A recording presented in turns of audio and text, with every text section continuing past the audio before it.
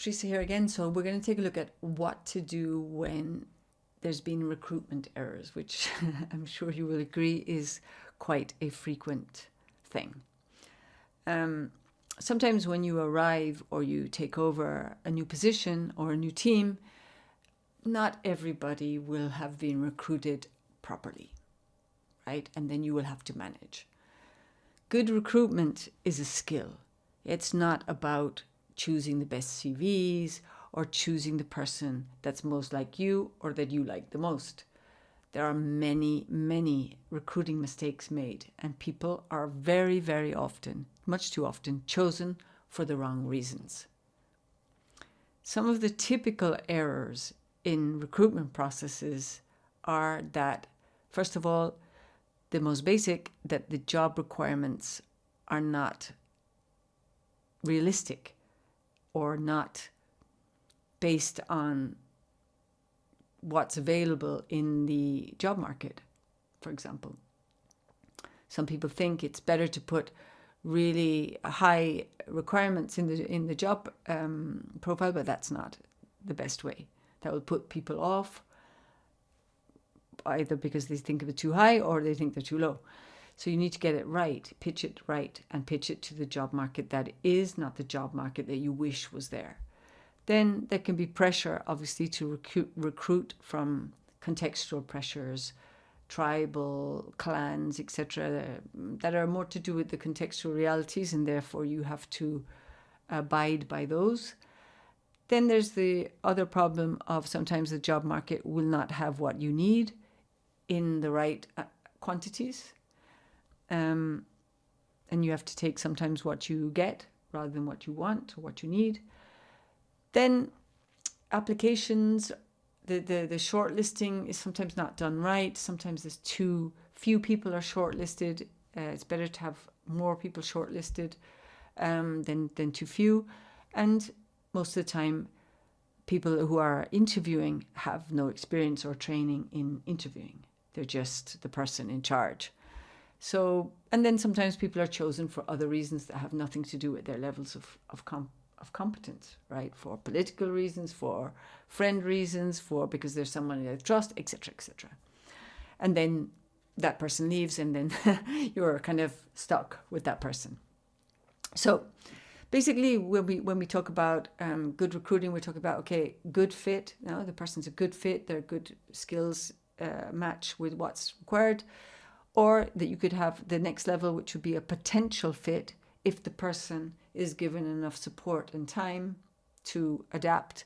And then you could have the scenario that is frequent, not a fit at all. The wrong skill sets, the wrong attitudes, the wrong experience, etc. Or then the worst case scenario where you have personality issues that can cause a lot of problems, conflicts, etc. If you have the not a fit scenario, you have to understand, first of all, if you think, okay, that person's not a fit for this job, you have to understand their past. What support have they had in the past? What training? And what is their natural learning aptitude and attitudes? Can they learn, basically, is the question you need to ask.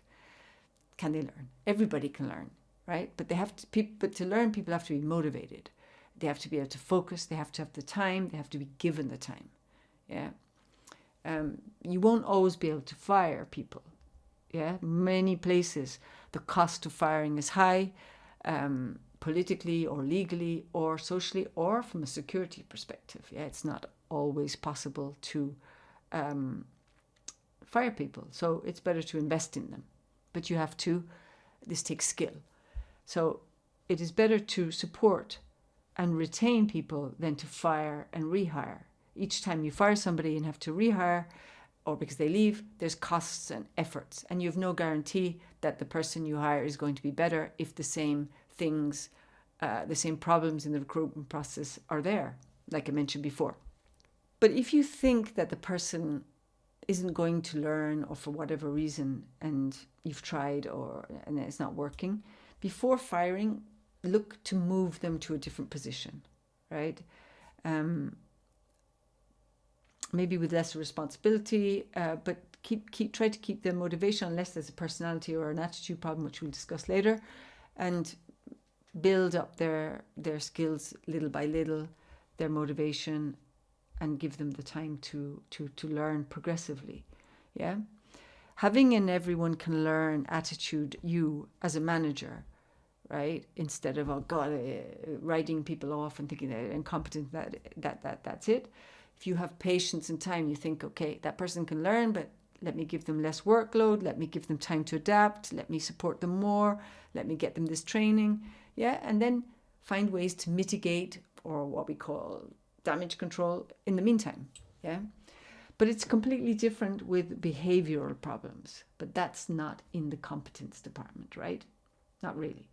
It can be, but it's better to think we're talking about here is not how to deal with people's bad behavior. We're talking here about competential aspects. When people have the right competencies or the right skills, the right attitudes, the right aptitudes to learn, etc. Okay, so that's a little bit about what to do if, for some reason, the wrong person has been, or the person who's being recruited for one of your positions is the wrong fit. And also take note of the things that I said that are typical issues when it comes to selecting people, and try to not make the same mistakes.